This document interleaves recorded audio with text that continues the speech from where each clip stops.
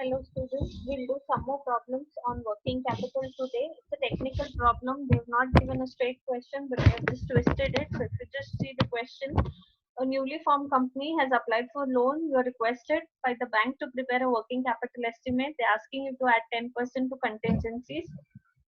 This is the profit and loss account given, where you have the value of sales, cost of goods sold, so you get gross profit if you minus it, and then they've taken the admin expense and selling expense, which are indirect expenses. Then they've got the profit before tax and provision for tax. Cost of goods sold consists of the following. So it consists of material use, wages, depreciation, and this is the value. And from this is the unsold stock. So leaving that 15 lakh 30,000 or unsold stock, we also call it as closing stock. Leave it. I get 15 lakh 30,000 as cost of goods sold. Now using these details, we have to find the working capital estimates. They have given many other things. Let's start solving it one by one. When we start the working capital estimate, we basically start with the raw material stock. So just see how it works out.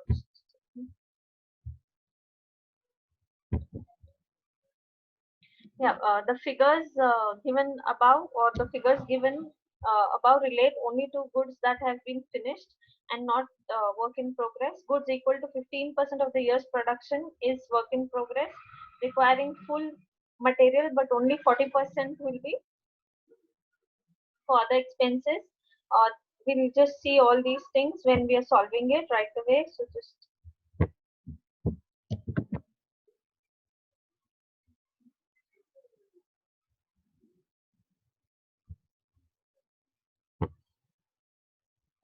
sorry for the interruption. Just give me 2 minutes. Let's go to the solution now. Okay, we basically start with the raw material first. So if you see here, stock of raw material, the cost of raw material given is 8,40,000 in the problem. So here you have materials used 8,40,000, and they have told the company believes in keeping 2 months consumption of material in stock. So I am taking 8,40,000 into 2 by 12. So 1,40,000 is the stock of raw materials. Next, we'll see the stock of work in progress. About work in progress, the company says goods equal to 15% of the year's production are in progress on an average. So whatever we are producing, that is the material of 8,40,000, 15% of that is work in progress. So 8,40,000 into 15%, 1,26,000. Here they've not given any time period, so we directly take this amount. And wages and manufacturing, 6,25,000, 15% of that. Now for this they have said uh, requiring full material but only 40% of other expenses. So wages and manufacturing are other expenses. We take only 40% of this value, which comes to 37,500. So the total is 1,63,500. Now we are not taking administrative and selling expenses here because they are not a part of cost of goods sold. They are indirect expenses which are taken after the cost of goods sold. So I'm not considering it here. Next is the stock of finished goods. So if you look at the question here, the stock of finished goods is 1,70,000. And how has this come? It is 10% not yet sold. So 10% of the 17 lakh is 1,70,000, which is the stock of finished goods. But the only problem in this is this 17 lakh includes depreciation. Whereas in all the sums that we have done, we exclude depreciation. So when the 17 lakh includes this depreciation, this 1,70,000 also includes it, because this has come as 10% of 17 lakh only. So from this we have to remove that depreciation. So how it is being done, just see. 1,70,000 minus 10% of depreciation. So if you look here, depreciation is 2,35,000. 10% of that we are minusing because only 10% of that is closing stock. So we don't want to minus full depreciation. This is 10% of 17 lakh. So we will minus 10% of depreciation only. So 10% of depreciation comes to 23,500. When I minus it, I get 1,46,500. That's the stock of finished goods. The next is the debtors. Now debtors, I'm taking it on sales value because it is very difficult to find the cost value in this problem. So if you see here, they have told you sales are 20% cash, rest are at 2 months credit. So debtors are at 2 months credit. Why I'm saying cost is difficult to find, because we have cost of goods sold separately and then we have indirect expenses separately. Out of all this, we have to see 20% is cash, the rest 80% we have to consider. We don't have the number of units sold, we don't have per unit price, so it's difficult to find it on cost. So we are taking it on sales, and we will show it as one of the assumptions. So here, if you see, 21 lakh is the sales, 20% are sold on cash, so 80% are on credit. So I've taken 80% of sales. You get 16 lakh 80,000, and it is given on 2 months credit. So 2 by 12, this is the value of debtors. The next is cash, which is given in the problem, 40,000 rupees. Advance tax. Now what they've spoken about advance tax is, just a second. Yeah, 70% of the income tax has to be paid in advance in quarterly installment. Now the income tax we have in the problem, provision for tax 1 lakh. Out of this, 70% has to be paid in advance, but in quarterly installment, not at once. Every quarter some amount has to be paid. So how it is being solved, just have a look here. 1 lakh is the tax. 70% of that I'll pay in advance, so that comes to 70,000. Full 70,000 we are not paying it right now, only 3 months. Quarterly means 3 months. So into 3 by 12 if I do, I get it as 17,500. Slash 0 is not there, it's 17,500. So these are the current assets. Now why are we taking advance tax as current asset? Because advance, whenever you pay something in advance, you treat it as asset. Outstanding, we treat it as liability. So when I add all these current assets, I get the total as 7,87,500. Let's move forward to the liabilities. The very first is creditors. Again, I'm taking it on material consumed because I don't have any other value of purchases and all that. In 1.5 months credit. So if you see, you get 1,05,000 creditors. Outstanding expenses. The question says that you have average time lag in payment of all expenses is 1 month. All expenses, we have 3 expenses here: administrative, selling, and wages and manufacturing. All the 3 1 month late we are paying. So I've taken administrative, value given 1,40,000 into 1 by 12, you get 11,667. Same way selling and wages are done. When you add all the 3, you get the total, or you can also take it out separately in the outer column. So your total current liabilities are 1,79,583. Working capital is current asset minus current liability. So when you minus 7,87,500 minus 74,583, sorry, minus 1,79,583, you get 6,07,970. On this, they have asked you to put 10% contingencies. So 10% of 6,07,917 is 60,791.7. So I've made it 792. When you add these two, you get the working capital value. I've missed to write that number here. You have to add these two, the working capital plus contingencies, you'll get the working capital value. So what are the assumptions that we have done? Debtors we have calculated on the basis of sales because we could not find cost. Creditors is calculated on the basis of materials. Advance tax payment was treated as current asset. So these are the 3 things that we assume and we solve the problem. Let's go to the next problem. Here they have asked you to estimate the working capital. The units sold are 1 lakh, 8 rupees is selling price. They've given you the profit on sales percentage and the time period. That you have only debtors, creditors, and stock. 3 things are there in the problem. 10% for contingencies and 40,000 units are sold on cash.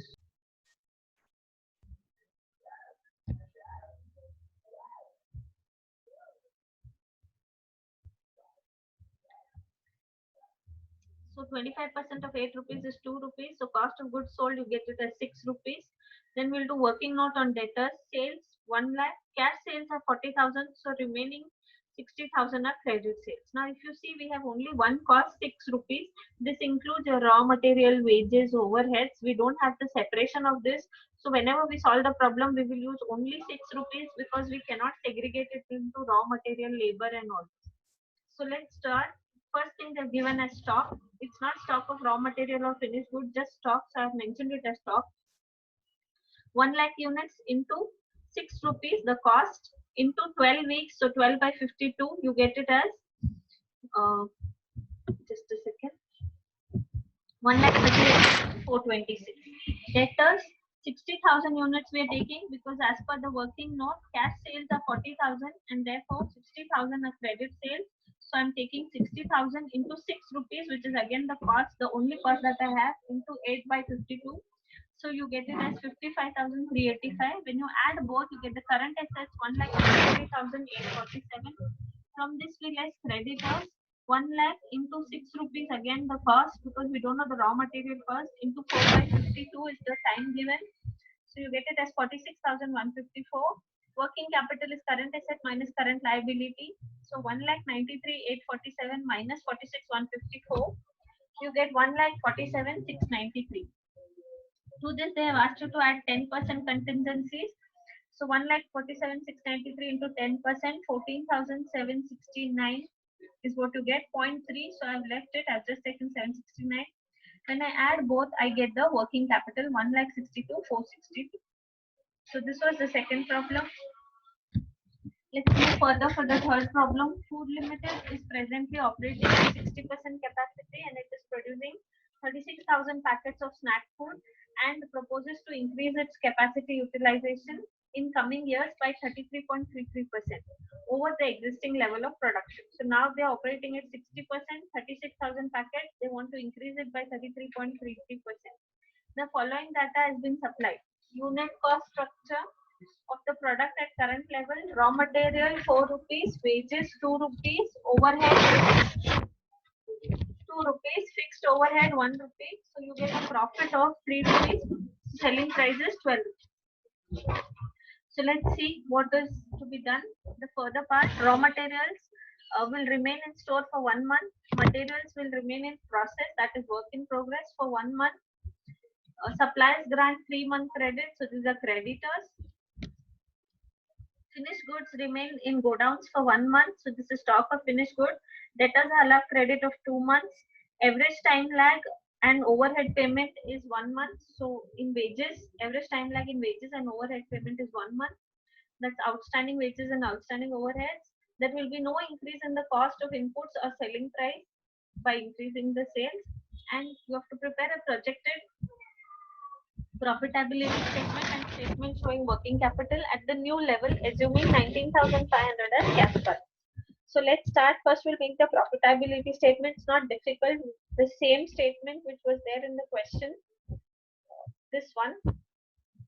We will redo it by finding the new units or new packets. So let's start with it. First thing, working note on number of packets manufactured. Present capacity 60%. They want to increase it by 33.33%. So additional capacity would be 60% into 33.33 divided by 100. That comes to 20%. So you get it as total 80%. This is the rounded off value.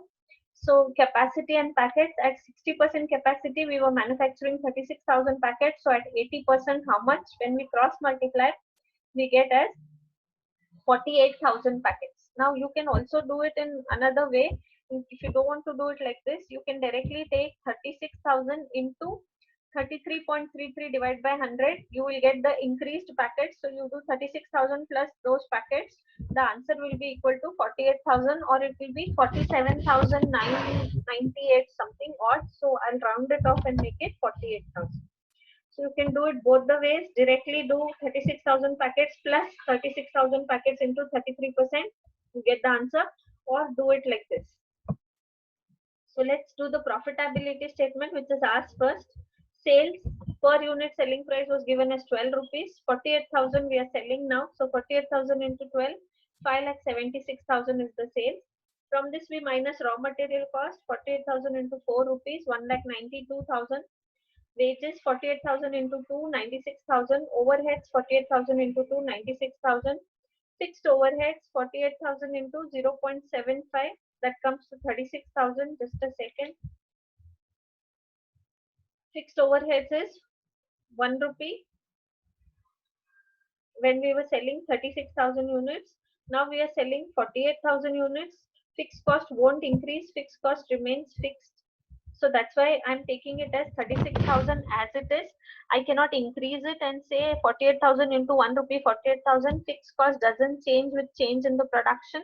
So I have to take it 36,000. If I take it 36,000, per unit value will be 36,000 total amount divided by 48,000 units, so it comes to 0.75.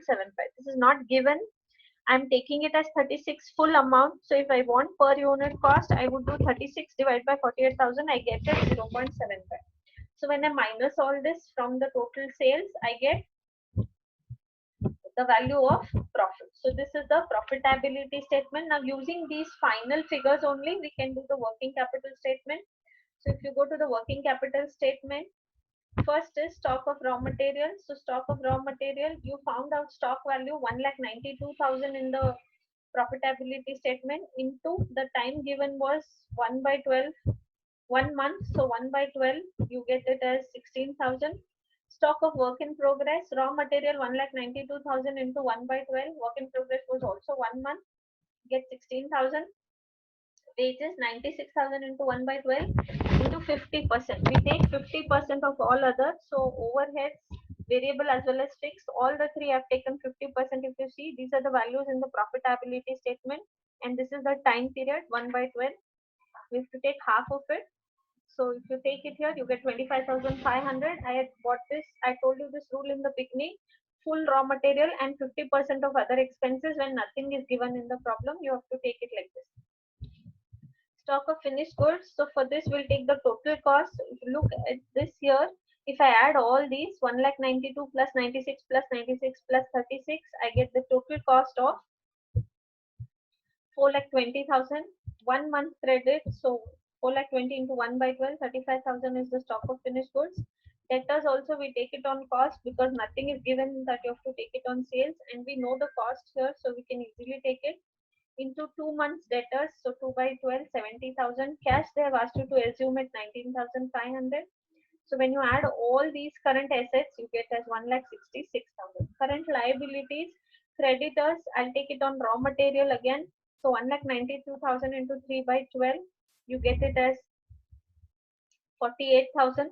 Outstanding expenses, wages was 96,000, 1 month time lag, so it comes to 8,000. Overheads, 96 into 1 by 12, 8,000. Fixed overheads, 36 into 1 by 12, 3,000. When I add all this, I get the current liabilities, which is 67,000.